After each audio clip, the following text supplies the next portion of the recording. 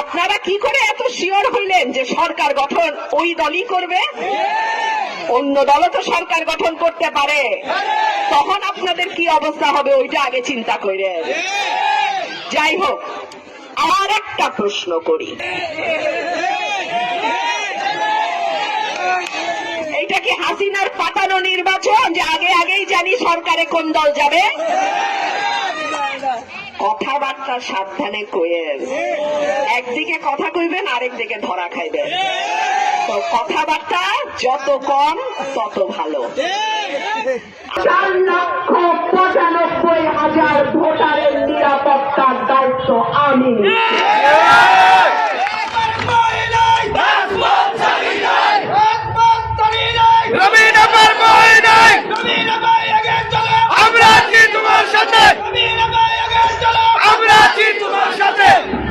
গত 5ই আগস্টের পর যাদের ব্যবসা হয়েছে চাঁদাবাজি করা, যাদের ব্যবসা হয়েছে মামলা বাণিজ্য করা, যাদের ব্যবসা হয়েছে অন্যের জমি ব্যবসা দখল করা, তারা কিন্তু চাইবে না আমি নির্বাচিত হই। কারণ তারা জানে আমি নির্বাচিত হলে তাদের অবৈধ ব্যবসা বন্ধ হয়ে যাবে, নদী দখল বন্ধ হয়ে যাবে, বালুর ব্যবসা বন্ধ হয়ে যাবে, চাঁদাবাজি বন্ধ হয়ে যাবে, কোটি কোটি টাকার ইজারা বাণিজ্য সরকারি জমিতে বন্ধ হয়ে যাবে। সুতরাং তারা চেষ্টা করবে কিন্তু শেষ মুহূর্ত পর্যন্ত কি করে আমাকে আটকানো যায়।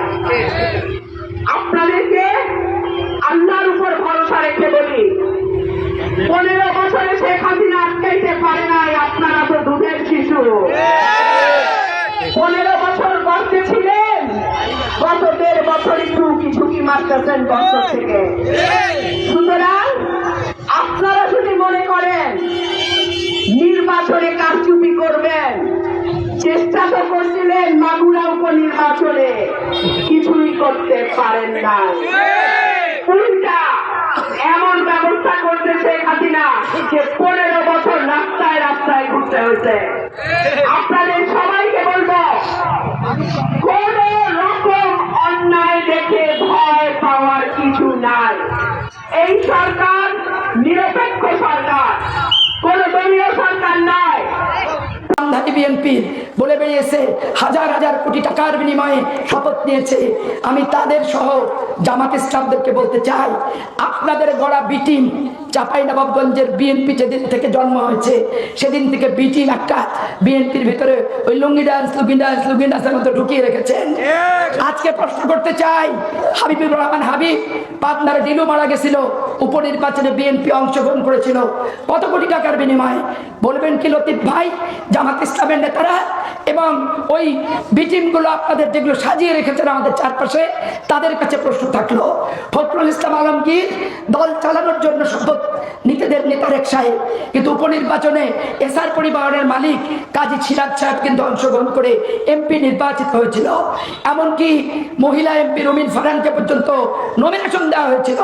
তাহলে লজ্জা লাগে না বলতে যে হারুন এমপি টাকা খেয়ে শপথ নিছে?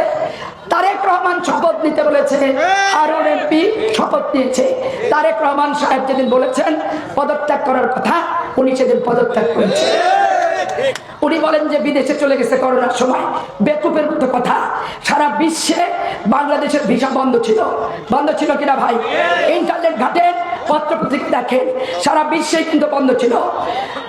18 সালে পার্লামেন্টে থেকে আমার 20 সালে আমার বড় মেয়ের বিয়ে দিচ্ছি, আমার ছোট মেয়েকে নিয়ে গেছে 20 সালে। 23 সালে ডিসেম্বর মাসে আমার ছোট মেয়ের গ্রাজুয়েশন কমপ্লিট হয়েছে। কনভোকেশন 23 সালে, তখন হচ্ছে হারুন সাহেব তার মেয়ের কাছে গেছিল। আমি যেতে পারিনি, আমার যেহেতু হাইকোর্ট খোলা ছিল, হাইকোর্টের কারণে আমার পক্ষে যাওয়া সম্ভবপর হয় নাই। তাহলে একটা সত্য তথ্যকে বিকৃতভাবে উপস্থাপন করছে। টিনের মামলা নাকি হারুন সাহেবের নামে হয়েছে, আর কারুর নামে উনি হননি।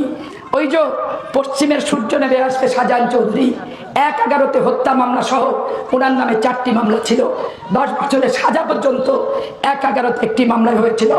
গোলাম পরোয়ার সাহেবের বিরুদ্ধে আসিফ জুট মিলের 2.5 কোটি টাকা আত্মসাতের মামলা কিন্তু হয়েছিল। এবং মতিউর রহমান নিজামী সাহেব, মুজাহিদি সাহেবের বিরুদ্ধে নাইকো গ্যাটকো মামলা কিন্তু হয়েছিল। ডক্টর তাহের সাহেব ওই যে জাকাত ফিতরা সাদকা তুলে এনে বাংলাদেশকে ক্ষমতায় গেলে উনি মিসকিনের জাতিতে রূপান্তরিত করার যে ঘোষণাটি দিয়েছেন, ওনার নামেও কিন্তু বিভিন্ন প্রকল্পের টাকা আত্মসাতের মামলা হয়েছিল 1/11 সরকারের আমলে। আপনি ইউটিউব সার্চ দেবেন, সেখানে কিন্তু তথ্য পেয়ে যাবেন। আজকে টিনের